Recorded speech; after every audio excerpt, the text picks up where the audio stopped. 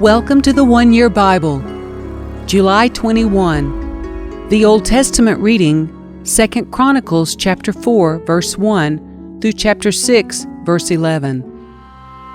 Solomon also made a bronze altar 30 feet long, 30 feet wide, and 15 feet high. Then he cast a great round basin, 15 feet across from rim to rim, called the sea. It was 7½ feet deep and about 45 feet in circumference.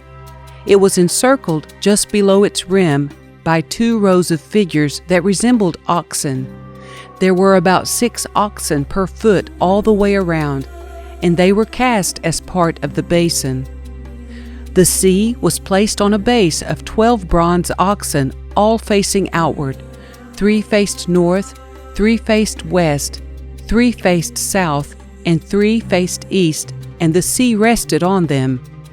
The walls of the sea were about 3 inches thick, and its rim flared out like a cup and resembled a water lily blossom. It could hold about 16,500 gallons of water. He also made 10 smaller basins for washing the utensils for the burnt offerings. He set 5 on the south side and 5 on the north, but the priests washed themselves in the sea. He then cast 10 gold lampstands according to the specifications that had been given, and he put them in the temple. 5 were placed against the south wall, and 5 were placed against the north wall. He also built 10 tables and placed them in the temple, 5 along the south wall and 5 along the north wall. Then he molded 100 gold basins. He then built a courtyard for the priests and also the large outer courtyard. He made doors for the courtyard entrances and overlaid them with bronze. The great bronze basin called the sea was placed near the southeast corner of the temple. Huram-Abi also made the necessary wash basins, shovels, and bowls. So at last, Huram-Abi completed everything King Solomon had assigned him to make for the temple of God. The 2 pillars, the 2 bowl-shaped capitals on top of the pillars, the 2 networks of interwoven chains that decorated the capitals, the 400 pomegranates that hung from the chains on the capitals, 2 rows of pomegranates for each of the chain networks that decorated the capitals on top of the pillars, the water carts holding the basins, the sea and the 12 oxen under it, the ash buckets, the shovels, the meat hooks, and all the related articles. Huram-Abi made all these things of burnished bronze for the temple of the Lord, just as King Solomon had directed. The king had them cast in clay molds in the Jordan Valley, between Succoth and Zarethan. Solomon used such great quantities of bronze that its weight could not be determined.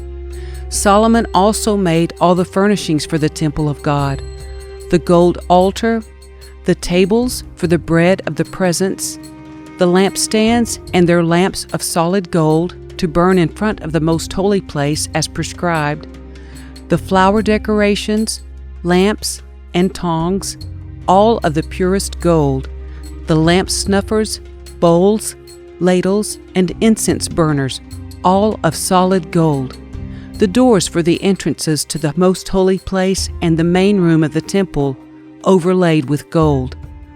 So Solomon finished all his work on the temple of the Lord. Then he brought all the gifts his father David had dedicated, the silver, the gold, and the various articles, and he stored them in the treasuries of the temple of God. Solomon then summoned to Jerusalem the elders of Israel and all the heads of the tribes, the leaders of the ancestral families of Israel. They were to bring the ark of the Lord's covenant to the temple from its location in the city of David, also known as Zion.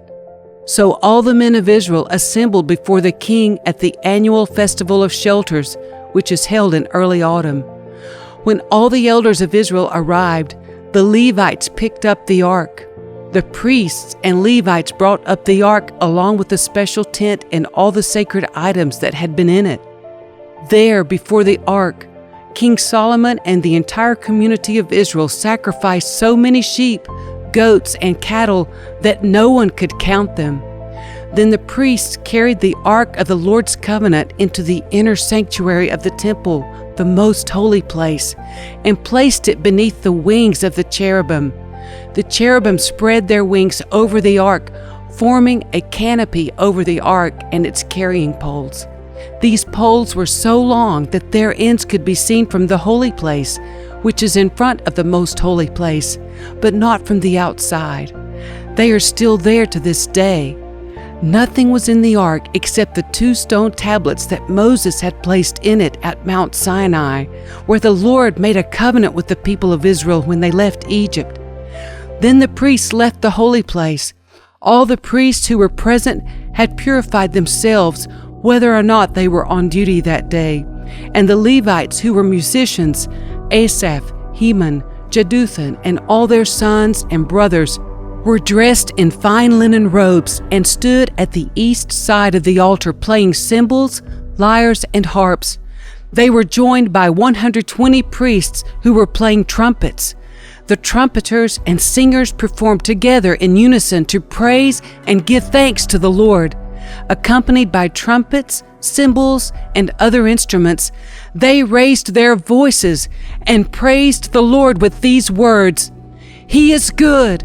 His faithful love endures forever." At that moment, a thick cloud filled the temple of the Lord. The priests could not continue their service because of the cloud, for the glorious presence of the Lord filled the temple of God. Then Solomon prayed, "O Lord, you have said that you would live in a thick cloud of darkness. Now I have built a glorious temple for you, a place where you can live forever." Then the king turned around to the entire community of Israel standing before him and gave this blessing. "Praise the Lord, the God of Israel, who has kept the promise he made to my father David. For he told my father, 'From the day I brought my people out of the land of Egypt, I have never chosen a city among any of the tribes of Israel as the place where a temple should be built to honor my name, nor have I chosen a king to lead my people Israel. But now I have chosen Jerusalem as the place for my name to be honored, and I have chosen David to be king over my people Israel." Then Solomon said, "My father David wanted to build this temple to honor the name of the Lord, the God of Israel. But the Lord told him, 'You wanted to build the temple to honor my name. Your intention is good, but you are not the one to do it. One of your own sons will build the temple to honor me.' And now the Lord has fulfilled the promise he made, for I have become king in my father's place, and now I sit on the throne of Israel, just as the Lord promised. I have built this temple to honor the name of the Lord, the God of Israel. There I have placed the ark, which contains the covenant that the Lord made with the people of Israel."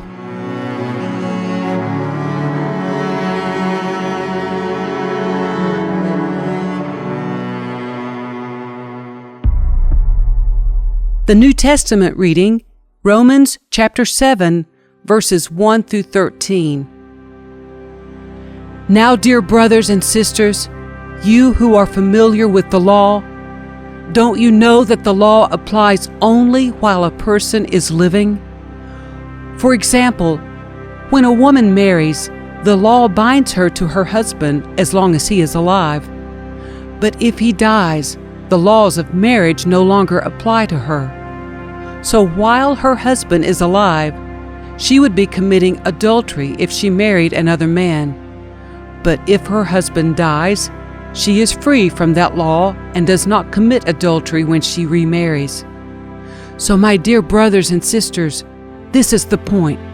You died to the power of the law when you died with Christ. And now you are united with the one who was raised from the dead.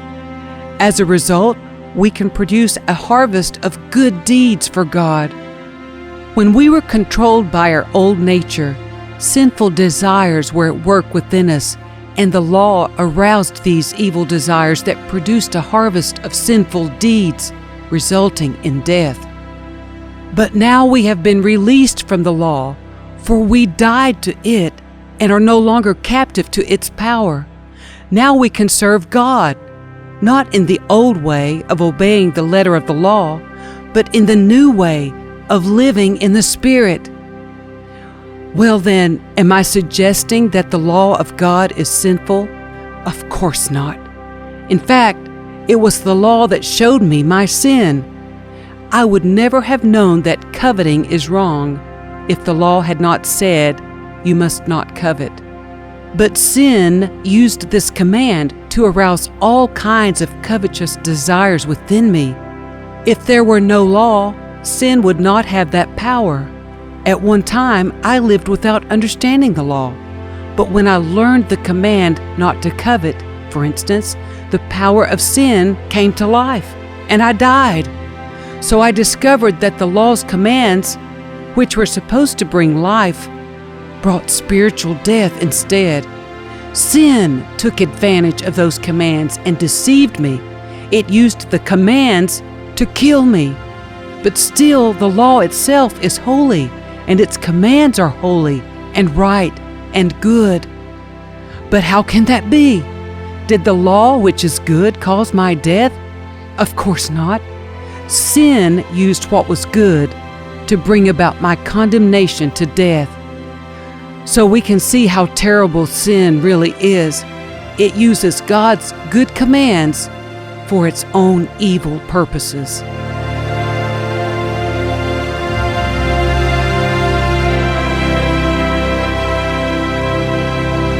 Psalm 17, verses 1 through 15. O Lord, hear my plea for justice. Listen to my cry for help. Pay attention to my prayer, for it comes from honest lips. Declare me innocent, for you see those who do right. You have tested my thoughts and examined my heart in the night. You have scrutinized me and found nothing wrong. I am determined not to sin in what I say. I have followed your commands, which keep me from following cruel and evil people. My steps have stayed on your path. I have not wavered from following you. I am praying to you because I know you will answer, O God. Bend down and listen as I pray. Show me your unfailing love in wonderful ways. By your mighty power you rescue those who seek refuge from their enemies. Guard me as you would guard your own eyes. Hide me in the shadow of your wings. Protect me from wicked people who attack me, from murderous enemies who surround me. They are without pity. Listen to their boasting. They track me down and surround me, watching for the chance to throw me to the ground. They are like hungry lions, eager to tear me apart, like young lions hiding in ambush. Arise, O Lord, stand against them and bring them to their knees. Rescue me from the wicked with your sword. By the power of your hand, O Lord, destroy those who look to this world for their reward. But satisfy the hunger of your treasured ones. May their children have plenty, leaving an inheritance for their descendants. Because I am righteous, I will see you. When I awake, I will see you face to face and be satisfied.